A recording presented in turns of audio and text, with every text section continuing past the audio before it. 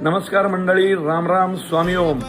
अख्ख्या महाराष्ट्राने आपला देऊळबंद 2 डोक्यावर घेतलाय. त्यामुळं आता अख्खा महाराष्ट्र फिरायचं. त्यामुळं 10 तारखेला मी आणि निर्माते कैलास वाणी येतोय. सोबत आहेत नागपूरचे संकेत धोटकर आणि मयूर हरदास. तर मंडळी, आम्ही येतोय 10 तारखेला नागपूरला. त्यानंतर 11 तारखेला अमरावती, अकोला आणि शेगावला.